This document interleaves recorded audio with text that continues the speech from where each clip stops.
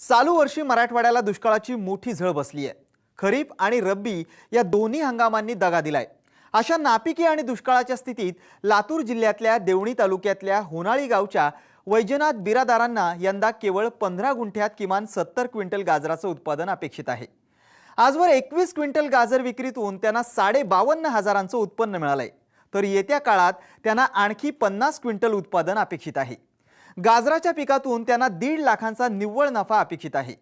गेल्या 2 वर्षांपासून अवकाळी पाऊस, गारपीट, दुष्काळाच्या झळा सोसणाऱ्या बिरादारांना गाजराच्या पिकानं चांगला दिलासा दिलाय। आज आपण त्यांची यशोगाथा जाणून घेण्यासाठी लातूर जिल्ह्यात जाणार आहोत।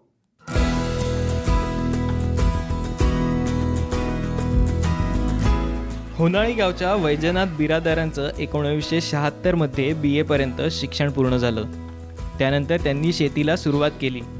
सोयाबीन, मूग, उडीद, ऊस यांच्यासारख्या पारंपरिक पिकांचं उत्पादन रासायनिक खतांचा वापर करत ते घेत। यामुळे उत्पादनाचा खर्च वाढून जमिनीचा पोत खालावल्याचा त्यांचा अनुभव आहे। यावर पर्यायाचा ते शोधात होते। 1994ला मी आई वडिलांच्या दुःखद निधनामुळे मी गावाकडे आलो आणि ही शेती मी सांभाळायला सुरुवात केलो। आणि यानंतर इकडे पावसाचे अवेळपरा आणि कधी भरपूर पावसाने पिकं जायची आणि कधी पाऊस न येता पिकं वाळून जायची। अशा परिस्थितीमध्ये मी माझ्या एकूण जमिनीपैकी 7 एकर जमीन पैकी नदीकडे फक्त 1 एकर जमीन आहे गावाच्या जवळ, आणि तेथे मी एक बोर घेतला आणि इथं आम्ही पाण्याखाली शेती घेण्याला सुरुवात केली। सुरुवातीला आम्ही सोयाबीन, उडीद, मूग, तूर आणि ज्वारी हे पीक घेत होतो। आणि त्यानंतर पावसाच्या लहरीपणामुळे ही पिके सर्व मला अपेक्षित असं उत्पन्न कधीही दिलेलं नाही आणि दुष्काळ आणि गरिबीमुळे मी परिस्थितीला कंटाळून गेलो होतो। चालू वर्षी कमी पावसामुळे शेती करणं अवघड झालं। त्यामुळे बिरादारांनी ऊसाच्या तुलनेत मिरची, कांदा, लसूण आणि गाजराचं पीक घ्यायचा निर्णय घेतला। कमी पाण्यात कमी काळात येणाऱ्या या पिकांतून 4 पैसे मिळण्याची त्यांना अपेक्षा होती। यासाठी 15 गुंठे क्षेत्राची मशागत करून शेत तयार करण्यात आलं। 20 सप्टेंबर 2013 रोजी सरदार वाणाच्या बियाण्यांची टोकण केली। लागवडीनंतर अवघ्या 3 महिन्यात गाजर विक्रीसाठी तयार झाली। दरम्यानच्या काळात दर 10 ते 15 दिवसांनी मायक्रो स्प्रिंकलरनं पाणी दिलं। पिकांच्या काळात एकूण 5 वेळेस पाणी देण्यात आलं। सर्व रान ट्रॅक्टर हाणून नांगरून घेतलो आणि त्यानंतर 2 पाळ्या हाणून जमीन लेवल करून घेतलो आणि त्यावर 2 ट्रॅक्टर शेणखत टाकलं आणि शेणखत टाकल्यानंतर गाजराचे बी टाकून शिंपडून घेऊन स्प्रिंकलरने पाणी दिलो। 8 दिवसानंतर 10 दिवसानंतर उगवण झाल्यानंतर त्याच्यानंतर 8 दिवसानंतर 10-26-26 हे खत मी वापरलेलं आहे। आणि त्यानंतर 20 दिवसानंतर पुन्हा मी युरियाचा 1 डोस दिलो। रासायनिक खत तसंच शेणाचा संमिश्र वापर करण्यात आला। देवणी तालुका हा सतत कमी पावसामुळे दुष्काळाशी सामना करतोय। कॅनॉल पद्धतीचं इरिगेशन, सिंचन सुविधा, तलाव यासारख्या सुविधा नसल्यानं शेतीच्या पाण्याचा प्रश्न कायम आहे। गावाशेजारी 2 किलोमीटर अंतरावर भोपणी तलाव असूनही त्याचा फारसा उपयोग होत नव्हता। त्यामुळं बिरादारांनी कमी पाण्यात उत्पादन घेण्यावर भर दिला। पर्यायानं कमी पावसाच्या काळातही गाजराचं चांगलं पीक हाती आलंय।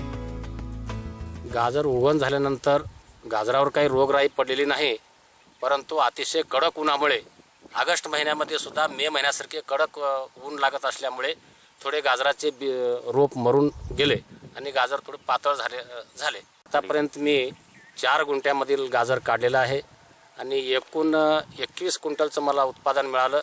आणि आम्ही उदगीरच्या मार्केटमध्ये रोज भाव खाल्यावर होत असल्यामुळे आम्हाला एकूण 2500 हा ॲव्हरेज भाव मिळाला। वैजनाथ बिरादारांच्या गाजर पिकावर रोगाचा धोका झाला नाही। गाजर पिकाला गावरान खत आणि शेणाच्या वापरामुळे पिकांची जोमानं वाढ झाली आहे। रासायनिक खतावरला भर कमी केला आणि त्यानंतर मी सेंद्रिय खत आणि शेणखत वापरायला सुरुवात केलो आणि माझा खर्च हा शेतीवरील थोडा कमी झाला आणि कमी झाल्यामुळे मला उत्पन्न बरंच काही दिसायला लागलं। आता सध्या माझ्या शेतीमध्ये 15 गुंठे गाजर घेतलेला आहे। सरदार जातीचं गाजर घेतलेलं आहे आणि त्यापैकी मी 4 गुंठे गाजर खंती करून काढलेले आहे। 15 गुंठ्यामध्ये जे गाजर घातलो आणि त्या गाजरामधून मला 1,32,000 रुपये जे उत्पन्न मिळते ते कोरडवाहूमधून सुद्धा कोरडवाहूचा जो खर्च माझा वाया गेला होता तो भरून पुन्हा माझ्या घर खर्चाला काही उरत आहेत. आत्तापर्यंत 21 क्विंटल गाजरांची विक्री सरासरी 25 रुपयानं झाली आहे. त्यापासून 52,500 रुपयांचं उत्पन्न हाती आलं आहे. तर येत्या काही दिवसात आणखी 55 क्विंटल गाजरांच्या उत्पादनाची अपेक्षा आहे. यापासून किमान 25,000 रुपयांचा खर्च आला आहे. तो वगळता किमान 1.5 लाख रुपयांचा नफा 3 ते 4 महिन्यात हाती येणार आहे. गावातील माझे मित्र वैजनाथ मल्लिकार्जुन पाटील यांच्या शेतीवरती त्यांनी केलेला प्रयोग पाहण्यासाठी आज आम्ही पाहतो आहोत. तेव्हा त्यांच्या छोट्याशा 1 एकर जमिनीमध्ये त्यांनी गाजर, कांदा, मिरची अशा प्रकारची पिके घेतलेली आहेत. त्यांच्या 15 गुंठ्यामध्ये गाजर त्यांनी लावलेला आहे आणि त्यामध्ये जवळपास त्यांच्या अपेक्षित 2.25 लाखाचा वरून उत्पन्न त्यांना मिळतं आहे अशा प्रकारची हमी वाटते आहे. वैजनाथ बिरादार यांना वयानुसार आता शेतीची कामं पूर्वीच्या गतीनं होत नाहीत. त्यामुळं बिरादारांनी गावातल्या अल्पभूधारक तानाजी अलुरे यांच्या मदतीनं गाजराचा मळा फुलवलाय. त्यांना नफ्यातला 4था वाटा देण्यात येतो. यावर्षी पावसाळा अतिशयच कमी झाल्यामुळे आणि सर्व पिके करपून आणि वाळून गेल्यामुळे सर्व शेतकरी अडचणीत येऊन आत्महत्या करण्याच्या मार्गाला लागलेले आहेत आणि कसलाही घर खर्च चालण्यासाठी त्यांच्याजवळ पैसा नाही. तरी मी 1 एकरमध्ये जे गाजर आणि इतर पीक मिरची, कांदा घेऊन कोरडवाहूमध्ये गेला खर्च मी वापस मिळविलो आणि जगण्याचा मी प्रयत्न करीत आहे.